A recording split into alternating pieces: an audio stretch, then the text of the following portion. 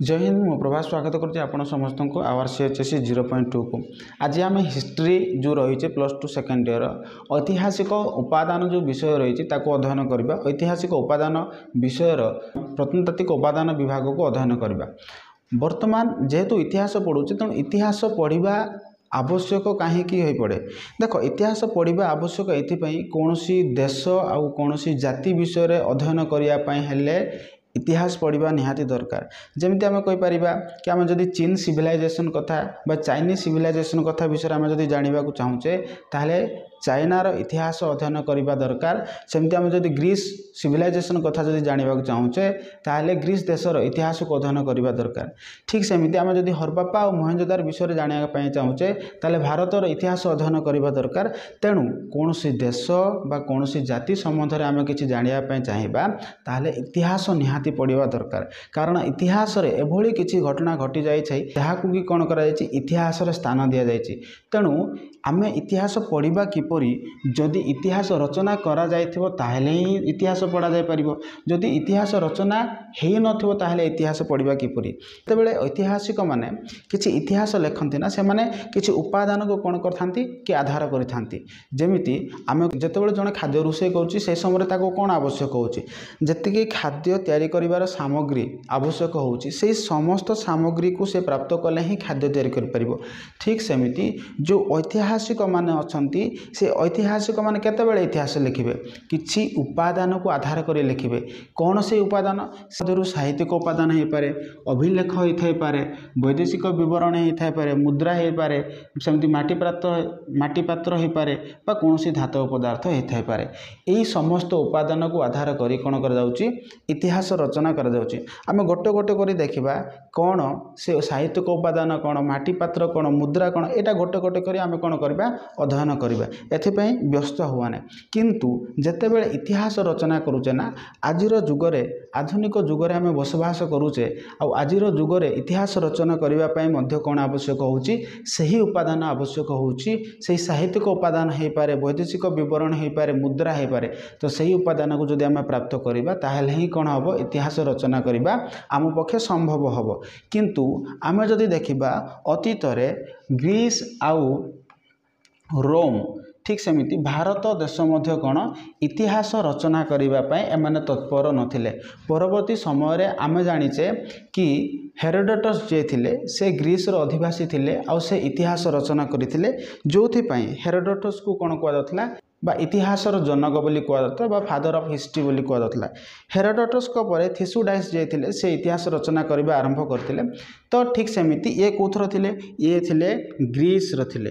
Herodotus आउ थिसुडाइस एमाने कोथर थिले ग्रीस रो थिले। ठीक सेही परी जदि आम रोम रो देखिबा ताहले लिवी आउ टासिटस ए दी जण व्यक्ति कौन करछंती रोम रे इतिहास रचना करबा आरंभ करछंती। तेणु मोटामोटी भाव में आम जानिले इतिहास रचना करबा किपरि आवश्यक होता है, इतिहास अध्ययन करबा कहीं गुरुत्वपूर्ण होता है आ इतिहास किपरि रचना करा जाउची से विषय जानले। वर्तमान देख ये जो इतिहास रचना करबा हेले 19विंश शताब्दी रे कौन करा कि इतिहास रचना करबा अत्यंत कष्टकर व्यापार थिला। किंतु ये जो ऐतिहासिक उपादान को आधार करी इतिहास रचना करबा संभव होता। ये जो ऐतिहासिक उपादान जो रही ऐतिहासिक उपादान को तीन भाग में भाग करा जायछि। कौन कौन प्रथमतः जदि देखिबा प्रत्नतात्विक उपादान रही, रही साहित्यिक उपादान, रही अभिलेख कार्य। तो ये तीनोटी उपादान रही प्रत्नतात्विक उपादान, साहित्यिक उपादान आउ अभिलेख कार्य। जदि सठिक रे देखा जाउनी तो लाइट जदि लाइट अधिक पड़ुछि बोधवे से ठीक से देखा जाउनी। मु पुणी थरे कहि दउछि प्रत्नतात्विक उपादान, साहित्यिक उपादान आउ अभिलेख कार्य। तो ये जो उपादान को तीन भाग में भाग करागला प्रत्नतात्विक उपादान, साहित्यिक उपादान आउ अभिलेखागार।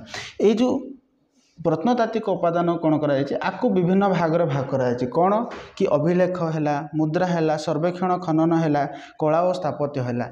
ठीक सेमती साहित्यिक उपादान को कौन कराई विभिन्न भाग में भाग कराई। साहित्यिक उपादान मध्य धर्म साहित्य है कि लौकिक साहित्य है, साहित्यिक कृति है, वैदेशिक विवरणी है, एगुड़ाक कौन कराई साहित्यिक उपादान को एपरिक साहित्यिक उपादान को एक प्रकार भाग करा जायछि। अभिलेखा कार्य कौन, अभिलेखा कार्य को स्वतंत्र चैप्टर रही आम ताको अध्ययन करबा। वर्तमान देख आमर प्रथम आज जो अध्ययन करबा एटा होछि प्रत्नतात्विक उपादान। जेतेबेले आम कौन करूचे प्रत्नतात्विक उपादान को अध्ययन करूचे तेणु प्रथमे आम बुझिया पड़िबो कि प्रत्नतत्व कौन। प्रत्नतत्व होची भूखनन फल आविष्कृत विभिन्न द्रव्यर अध्ययन जितेबाला आम कौन कर भूखनन करुचे किसी माटी खोलुचे से प्राप्त होता जो द्रव्य को अध्ययन करने को ही कहुच्छी प्रत्नतत्व अर्थात जितेबाला आम कौन माटी खोलिले माटी खोलिकी किसी ऐतिहासिक तथ्य बाहर कले आउ से तथ्य को अध्ययन करने को ही कहुच्छी प्रत्नतत्व। ये जो प्रत्नतत्व जदि आम कहवा जितेबाला भारत में बड़लाट भाव में लॉर्ड कर्जन थिले से समय कौन होता कि प्रत्नतत्व विभाग सृष्टि होता बुझीगला जितेबाला भारत में लॉर्ड कर्जन थिले अर्थात बड़लाट भाव में कार्य करुले से समय प्रत्नतत्व विभाग सृष्टि होता गुड़ाए समय प्रश्न आसी थाए कि क्या समय प्रत्नतत्व विभाग सृष्टि होता लॉर्ड कर्जन समय प्रत्नतत्व विभाग सृष्टि होता। ओके देख जितेबाला कौन हो कि 1921 आ 1922 मसीह आम जाचे हरप्पा सभ्यता आविष्कार होता आम जदि हरप्पा आ मोहनजोदार ये दुईटा सभ्यता हरप्पा सभ्यता आ मोहनजोदार सभ्यता ये दुईटा सभ्यता कौन होता 1921 आ 22 मसीह कौन कर आविष्कार कर 1921 आउ 22 यही समय दुईटा समय कौन कर 1921 आउ 22 मसीह कौन कर हरप्पा सभ्यता आविष्कार कराइला जितेबाला हरप्पा आ मोहनजोदार सभ्यता को आविष्कार करागला से दिन ठारू कौन है भारत इतिहास रचना करने लोक मैंने ऐतिहासिक मैंने आग्रही होते तो 1924 मसीह मन रखिए तो हरप्पा सभ्यता 1921 आ 1922 मसीह कौन कराइला कि खनन कराइला किंतु 1924 मसीह 1924 कौन कराइला प्रत्नतत्व विभाग स्थापन करा तो लॉर्ड कर्जन जे थे से कौन करले भारत में प्रत्नतत्व विभाग 1924 मसीह कौन करते स्थापन करते परवर्ती समय कौन है कि भारतर लोक मैंने भारत ऐतिहासिक माने इतिहास रचना करने आग्रह प्रकाश कले जितेबाला इतिहास रचना कले ना से समय से मौर्य युग संबंध में श्रृंग शासन व्यवस्था कुषाण इंदो ग्रीक सातवाहन गुप्त पल्लव चोल आदि जुगर से कौन कले इतिहास को अध्ययन करने लगिले ऐतिहासिक उपादान गुड़ाक संग्रह कर इतिहास रचना करने को लगिले एथिरे सबुठु मेन इंपोर्टेंट जिनस होउची ए जो विषय रही एथिरे होउची प्रथमत होउची प्रत्नतत्व क्या कहुच्छी प्रत्नतत्व होउची जेतेबेले भू खनन फल से किसी आविष्कृत होता किसी उपादान को अध्ययन करने को आम कहे प्रत्नतत्व विभाग केवे सृष्टि होता 1924 मसीह सृष्टि होता आउ किए स्थापन करते लॉर्ड कर्जन भारत जितेबाला बड़लाट लॉर्ड कर्जन थे से कौन करते भारत में प्रत्नतत्व विभाग सृष्टि करते क्यों मसीह 1924 मसीह मन रखि था ठीक सेमिति हरप्पा आ मोहनजोदार केवे आविष्कार करा हरप्पा आ मोहनजोदार को आम जब देखा ताले 1921 आ 22 समय हरप्पा आ मोहनजोदार सभ्यता को आविष्कार करा जितेबाला हरप्पा आ मोहनजोदार सभ्यता आविष्कार है से समय भारतर जो ऐतिहासिक माने थिले से माने इतिहास रचना करने से कौन होते तत्पर होते जो इतिहास रचना संभव हो पारा। बर्तमान देखा प्रत्नतात्विक उपादान गुड़िक मध्यरु प्रथम जोटा रही अभिलेख अभिलेख कौन देख अभिलेख इतिहास रचना करने एक गुरुत्वपूर्ण उपादान कहीं अभिलेख एमती किसी तथ्य रही जहाँ आधार कर कौन कर इतिहास रचना कर बर्तमान बुझा कि अभिलेख कौन अभिलेख होची जितेबाला कौन हो कि कौन सी मंदिर कांथ है बा कांथ है पत्थर है कि ताम्रपत्र है कौन सी भी जदि कौन कराई किसी लेखा जाइए आउ से लेखा को अध्ययन करने को कहुच्छी अभिलेख अर्थात मंदिर कांथर किसी कौन कराई लेखा जाइए बा मंदिर कांथरे लेखा जाइए लौह स्तंभरे लेखा जाइए बा कौन सी ताम्रपत्र तंबार पत्र आदि जो जो लिपि रे लेखा जाए जो भाषा लेखा जाए ताको अध्ययन करने को आम कहे अभिलेख। देख ये अभिलेख को आउ गोटे जिन मुझे कहवाक भूलीगली जो प्रत्नतत्व विभाग जो सृष्टि होता 1924 मसीह यही समय आउ गोटे जिन 1700 सालटा को मन रख कि 1784 मसीह कौन होता बंगरे एसेटिक सोसाइटी स्थापन कराइला या मन रखिथ 1784 मसीह बंगरे कौन होता एसेटिक सोसाइटी स्थापन कराइला कि आम कौन करछे कि प्रत्नतात्विक उपादान सहित लिंक रही 1784 मसीह बंगरे कौन लेखा कराइला एसेटिक सोसाइटी स्थापन कराइला। छाड़ बर्तमान टॉपिक को आस अभिलेख क्या कहुच्छे अभिलेख मुझे कहली जितेबाला मंदिर कांथ है कि पत्थर है कि लौह स्तंभरे है बा किसी तंबापत्र है तो से जो भाषा जो लेखा जाऊँ ना कि लिपि जो लेखा जाऊँ ताको अध्ययन करने को आम कहे अभिलेख बा ताको अनेक समय पुरालेख तत्व बोली कहुच्छे। देख अनेक समय कौन होची खदित होइथा प्रस्तर देहरे बा लौह स्तंभरे तंबा पत्र हैला मुद्रा रे जो भाषा रे लिखा जाउची ताको आमे कोन बोली कहले अभिलेख। अभिलेख विभिन्न प्रकार जेमति प्रशंसा व्यंजक अभिलेख होई पारे, स्मारक अभिलेख होई पारे, धार्मिक अभिलेख होई पारे, आज्ञापत्र दानपत्र। साधारणतः 5 भाग भाग करा जायछि अभिलेख को 5 भाग रे। केते भाग रे 5 भाग रे कोन कोन प्रशंसा व्यंजक अभिलेख, स्मारक अभिलेख, सेमति धार्मिक अभिलेख, आज्ञापत्र आउ दानपत्र। वर्तमान गोटे गोटे कर देखिबा ए जो प्रशंसा व्यंजक अभिलेख कोन, स्मारक अभिलेख कोन, धार्मिक अभिलेख कोन, आज्ञापत्र आउ दानपत्र कोन। प्रशंसा व्यंजक अभिलेख रे कोन होची ना जेते बेले राजा निजे निजर प्रशंसा व्यक्त करिथांती, जो अभिलेख रे राजा निजे निजर प्रशंसा व्यक्त करिथांती ताको कहै जाउची प्रशंसा व्यंजक अभिलेख। अर्थात आमे या बुझिबा गोटे अभिलेख अछि सेही अभिलेख रे कोन करा जायछि कि तांकर गोटे राजांकर प्रशंसा ही करा जायछि ताको कहै जाउची प्रशंसा व्यंजक अभिलेख। जेमिति आमे जदि देखिबा समुद्रगुप्तଙ୍କ विषय रे कोन करा जायला हरिशणक द्वारा रचित एटा जो देखा जाउची एटा होची समुद्रगुप्तଙ୍କ द्वारा रचित कोन बा समुद्रगुप्त जिते राजा थे से समय हरिशण कौन कले प्रयाग प्रशस्ति रचना करते।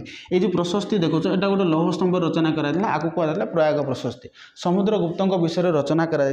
कौन करा भाई एठे किछि करा जाउनी एठे ए जो लौह स्तंभ अच्छे एठारे केवल राजांकर प्रशंसा ही व्यक्त करा किछि करा जाय नै सेथिपय आकु कहला जाउची प्रशंसा व्यंजक अभिलेख। तेणु प्रशंसा व्यंजक अभिलेख कहले कौन बुझिबा प्रशंसा व्यंजक अभिलेख कहले आमे यहा बुझू जो अभिलेख रे कौन करा जाय थाए कि राजांकर प्रशंसा व्यक्त करा जाय एठारे आउ किछि लेखा जीवनी ना शासन पद्धति विषय जानिबा आमे एठू ना धार्मिक संबंध विषय जानिबा ना राजांकर आदेश विषय जानिबा एथु किछि जणा पड़ी न थाए। एठारे केवल गोटे जिंस रचना करा जीवो ताहा कोन कि प्रशंसा अर्थात जो लौह स्तंभ हैला मंदिर कांथ हो बा पत्थर हो केवल राजांकर प्रशंसा जदि व्यक्त करा जाउची ताका आमे कोन बोली कहउचे प्रशंसा व्यंजक अभिलेख। एई प्रशंसा व्यंजक अभिलेख रे जदि आमे देखिबा समुद्रगुप्तଙ୍କ विषय रे ये जो प्रयाग प्रशस्ति जो रही है प्रयाग प्रशस्ति रे समुद्रगुप्त विषय कौन कराई रचना कराई आपको किए रचना करते हरिशण रचना करते। ठीक सेमिति आमे जदि देखिबा कि सातवाहनर शासक जदि देखिबा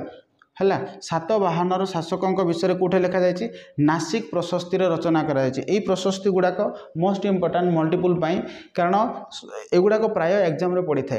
प्रयाग प्रशस्ति किए रचना करते हरिशण रचना करते यही प्रशस्ति रे कहा विषय जाना पाचे आम समुद्रगुप्त विषय जाना पाचे।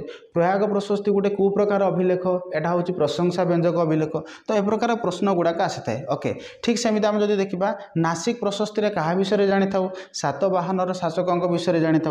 ठीक सेमती चालुक्य वंशर शासक जे द्वितीय पुलकेशी थिले तांको विषय आम ऐहल प्रशस्ति आम जानी था। तेणु एटा भी प्रश्न हो पारे कि द्वितीय पुलकेशी विषय आम क्यों अभिलेख जानी था ऐहल प्रशस्ति आम जानी था। सेमती रुद्रदामन विषय कौन जानी था गिरनार प्रस्तराभिलेख जानी था। तो एगुड़ाक जो रहा एगुड़ाक कौन कहुच्छे आपको कहुच्छे प्रशंसा व्यंजक अभिलेख। ताहले प्रशंसा व्यंजक अभिलेख कौन कौन है प्रशंसा व्यंजक अभिलेख हूँ प्रयाग प्रशस्ति जो प्रशस्ति रे कौन करा जायछि समुद्रगुप्त विषय उल्लेख करा जायछि आ एई प्रशस्ति रे किए यही प्रशस्ति को रचना करते हरिशण रचना करते। सेमती आम सातवाहनर शासकों विषय जदि जानिबा ताहले एटा नासिक प्रशस्ति जानिबा प्रयाग प्रशस्ति नासिक प्रशस्ति आम सातवाहनर शासकों विषय जानी था। सेमती द्वितीय पुलकेशी विषय आम कौन जानी था कि ऐहल प्रशस्ति आउ सेमती रुद्रदामन विषय जानी था गिरनार प्रस्तराभिलेख। अर्थात आम यह जानिबा कि प्रयाग प्रशस्ति नासिक प्रशस्ति ऐहल प्रशस्ति आउ गिरनार प्रस्तराभिलेख। प्रयाग प्रशस्ति आम समुद्रगुप्त विषय जानू नासिक प्रशस्ति आम सातवाहनर शासकों विषय जानू ऐहल प्रशस्ति आम द्वितीय पुलकेशी विषय जानू आउ लास्ट जो रहा गिरनार प्रस्तराभिलेख ए रुद्रदामन विषय जानी था। तेणु एगुड़ाक रहा कौन प्रशंसा व्यंजक अभिलेख। अर्थात प्रशंसा व्यंजक अभिलेख कहले आम यह बुझा जो अभिलेख राजा निजे निजर प्रशंसा व्यक्त करिथांती ताको आम कही था प्रशंसा व्यंजक अभिलेख। प्रशंसा व्यंजक अभिलेखर दुईटा उदाहरण दिए ताले कौन हम प्रयाग प्रशस्ति हम नासिक प्रशस्ति हम सेमती कौन हम ऐहल प्रशस्ति हम आउ कौन हम गिरनार प्रस्तराभिलेख। किंतु मोट एथिर सबुठ इंपोर्टाट जिनस होउची एटा कहा विषय रचना करा जायतिला से विषय आम जानिबा दरकार। जेमती प्रयाग प्रशस्ति आम समुद्रगुप्त विषय रचना करा जायछि सेमती नासिक प्रशस्ति रे देखिबा सातवाहनर शासकों विषय वर्णना करा जायछि ऐहल प्रशस्ति रे द्वितीय पुलकेशी विषय वर्णना करा जायछि गिरनार प्रस्तराभिलेख रे रुद्रदामन विषय रचना करछि। एगुडा बहुत इंपोर्टाट जिनस कोन मल्टीपल पाए सेतबेले भी पढुछो भाई भौणी माने आकु ଆକୁ ବହୁତ ଭଲ ଭାବରେ ଅଧ୍ୟୟନ କର କାରଣ ଏଗୁଡ଼ାକ ପ୍ରାୟ ଏକ୍ଜାମରେ ପଡ଼ିଥାଉଛି।